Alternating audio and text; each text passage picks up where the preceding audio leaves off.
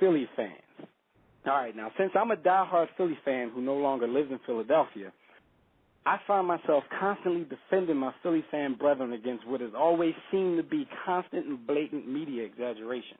Exaggeration that fans of other cities seem to eat with a spoon, like straight up sheep. The attitudes of Philly fans, the violence, the intimidation, the so-called unprovoked booing and turning on our athletes, etc., has all been embellished over the years to the point of legend.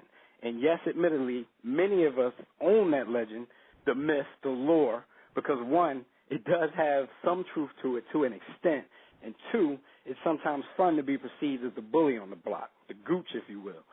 But hearing sports media figures constantly crap on my city's fans and bringing up the same old half-told stories from 30 and 40 years ago to make their points, that's just starting to get a little old, and it's weighing on me a little bit.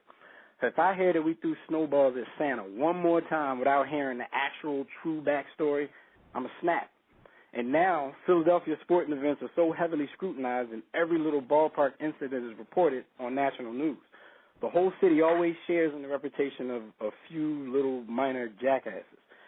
I've been to stadiums and arenas all across the country, 40 to be exact, and the same behavior goes on everywhere I go. But in these cases, the entire city doesn't get labeled after every dust-up, and the incidents hardly make the nightly news. It seems as if outsiders always have been envious of our passion we show towards our sports teams. Most of us are all about that immovable loyalty to our team, so excuse me if we occasionally move on from non-performing athletes or athletes who never have or no longer fit the mold of the city in general. However, after hearing and reading much of the silliness that my Philly frat brothers and sisters have been spewing this week about the Kevin Cobb, Mike Vick, Eagles situation after one game, certain aspects of this ongoing media frenzy are getting harder and harder to defend. Look, people, one bad game doesn't make dude Ryan Leaf, and one good game doesn't make him Joe Montana. Have some patience, and even more importantly, stop having unrealistic expectations about this team. Whether Fat Andy is going to admit it or not, the Eagles are rebuilding. So please, everybody, stop jumping to quick conclusions over a couple of bad series from Cobb and a couple of exciting series from Mike Vick.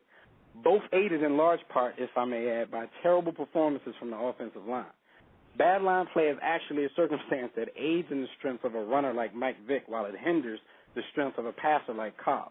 The fact of the matter is that many Philly fans don't really care for Cobb in the first place due to the fact that he replaced many of you guys' hero. But don't blame him for decisions made by the organization. If you're a real Birds fan, you will rally around him for now at least and hope he becomes everything the Eagles brass thinks he can become.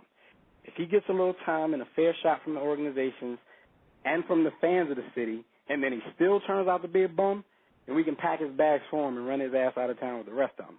But for now, people, let's not jump to quick judgment because of preconceived notions. Let's be smarter fans than that. Please don't be what everybody thinks we are. Don't be, quote-unquote, Philly fans. All right. Welcome to the war room. We got Dev, Kill, Jimmy, PJ, B. Austin, the hot block commander. Give it to you how you want it in a 1 or 2 hour show to keep the brain running with the premise to talk sports on a national level. Bold with the topics, sort of like some rebels. When it's game time, they like the Fat Five during prime time. Sports conglomerates speak their minds a little bit. For sports medicine and sports veterans and greats. The 4 for 26, so the war in Kuwait. It's the war room with 5 nights at the round table. 5 Philly guys diversified and educated.